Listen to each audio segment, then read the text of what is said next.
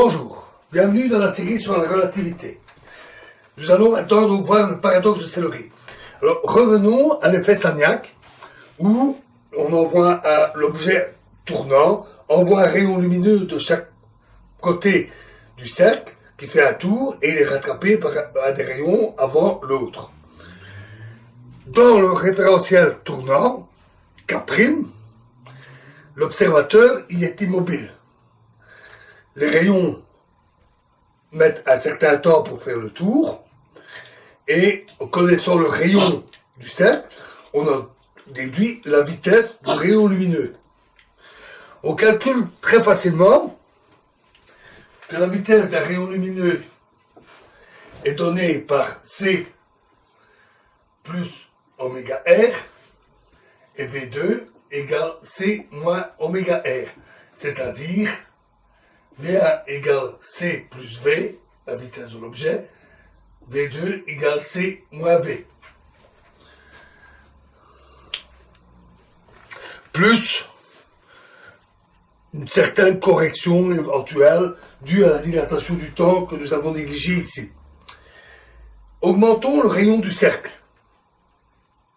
À ce moment-là, à même vitesse angulaire, la vitesse tangentielle va être beaucoup plus grande, mais diminuons la vitesse angulaire, ce qui ne pose aucun problème, de manière à garder une vitesse V constante.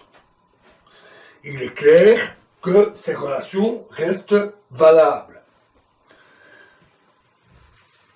À la limite où le rayon du cercle tend vers l'infini, le mouvement de l'objet devient rectiligne et K' devient un simple repère inertiel. Et donc, ce qu'on trouve, c'est que la vitesse de la lumière obéit à l'addition des vitesses galiléennes. Évidemment, en relativité, c'est pas le cas. C'est donc le paradoxe de Céleri. Céleri qui a mis ça en évidence, qui a constaté ça au cours du XXe siècle. En plus, en relativité restreinte, la vitesse de la lumière, c'est C, et pas C plus V ou C moins V. Donc on a là un réel paradoxe. Alors, notons que le passage à la limite, qui consiste à passer d'un cercle même très grand à ce rayon infini et cette trajectoire rectiligne, ce passage à la limite est irréaliste. Parce qu'on fait la mesure en considérant la lumière qui a fait un tour complet du cercle. Quand le rayon devient infini, le temps pour faire le tour devient infini. En fait, vu que c'est rectiligne, on peut attendre longtemps avant que le rayon lumineux ne revienne. Et localement, la vitesse est toujours C. Par exemple, si la lumière fait un aller-retour sur le cercle avant de faire un tour complet, le résultat donne C.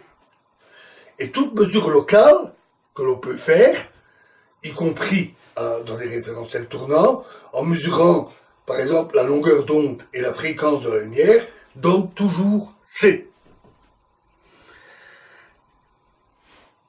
Donc il y a quelque chose qui ne va pas. Il est clair que les vitesses, on les définit localement, c'est la variation d'une position, d'une certaine distance, par rapport à un temps. Or ici, c'est pas ce qu'on fait. On mesure la vitesse sur un tour complet. Et donc, on peut parler ici de vitesse apparente. On peut quand même se poser la question, mais pourquoi cette vitesse apparente donne-t-elle un résultat différent d'une mesure locale? Le fait est que K' est non inertiel. Nous avons vu que ce n'est pas un repère qui obéit aux règles habituelles. Par exemple, impossible de définir un temps cohérent, T', qui est bien défini partout. Donc, par exemple, le postulat euclidien n'est pas applicable. Ce postulat dit que à un instant donné, l'espace obéit à la géométrie d'Euclide. Mais comment dans un tel référentiel parler de instant donné quand on n'arrive même pas à définir un temps synchronisé pour toutes les horloges, pour tous les points de l'espace. De toute évidence, un tel désaccord entre mesure locale et mesure apparente doit résulter d'une géométrie de l'espace qui est assez particulière, une géométrie différente. Malgré tout, alors bien sûr, il faut résoudre ça.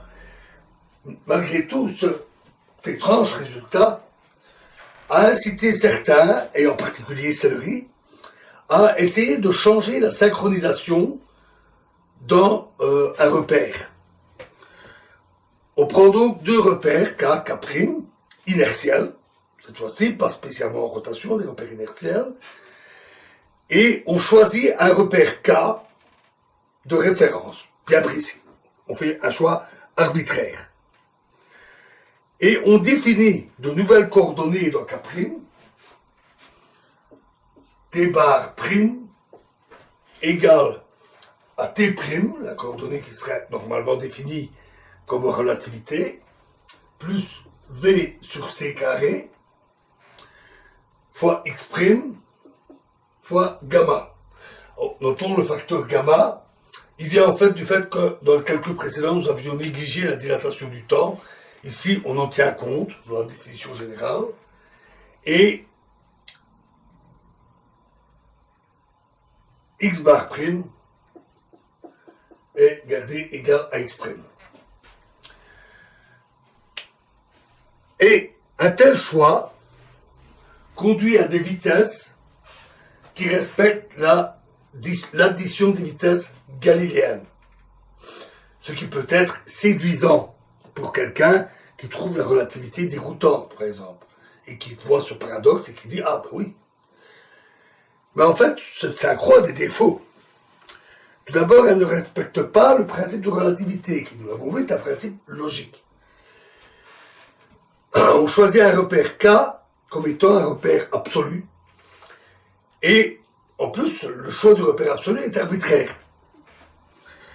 Ça implique des effets qui peuvent être, par exemple, des vitesses supérieures à la vitesse de la lumière, c'est le cas ici, C plus V, mais qui ne sont que des artefacts qui résultent d'un choix particulier de définition des coordonnées. Nous avions déjà parlé de cela. Autre problème, le repère K est arbitraire. Si on choisit un autre repère absolu qui sert à faire cette définition, on obtient des résultats différents. Par exemple, une vitesse différente pour un même phénomène et un même observateur. C'est un peu gênant. De plus, il n'y a pas de lien direct entre ces coordonnées T bar, X bar et des mesures physiques faites avec des étalons, des horloges, telles que nous les avons définies en construisant nos référentiels et les règles de la relativité. D'ailleurs, c'est lié. C'est pour ça qu'on obtient des résultats comme des vitesses différentes selon les choix qui sont faits. C'est parce qu'en fait, ces vitesses ne correspondent pas à des vitesses qui seraient physiquement mesurées. Parce qu'on a modifié arbitrairement les coordonnées, on modifie arbitrairement les vitesses, mais un instrument qui indique une vitesse, il se fout pas mal de la manière dont nous avons décidé de représenter, de donner une représentation des coordonnées. L'appareil mesure ce qu'il doit mesurer. La physique ne dépend pas de notre choix des coordonnées. Ça nécessite donc une traduction pour revenir à des valeurs telles qu'on les mesurait, et c'est-à-dire utiliser des transformations qui ont été faites pour revenir à des coordonnées telles qu'on les définit à partir des mesures. Ça revient à revenir à la RR, à la relativité restreinte, et donc à revenir, par exemple, à une composition des vitesses relativistes.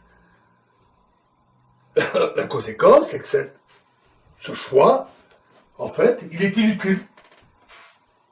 Il est totalement inutile. Et donc, il est déconseillé. Parce qu'il fait prendre des vessies pour des lanternes. Il n'empêche que nous avons cette étrangeté de vitesse apparente qui est différente selon le sens considéré dans le repère K'. À cause, probablement, c'est ce que nous avons supposé, d'une géométrie qui n'est pas la géométrie euclidienne pour l'espace, telle que vue dans le repère, le référentiel accéléré, référentiel tournant. Ça nécessite donc d'essayer de comprendre ça. Nous allons y venir. Dans la prochaine vidéo, nous passerons à un paradoxe qui montre qu'il y a des effets géométriques très particuliers et qui est appelé paradoxe d'Ehrenfest. Je vous remercie.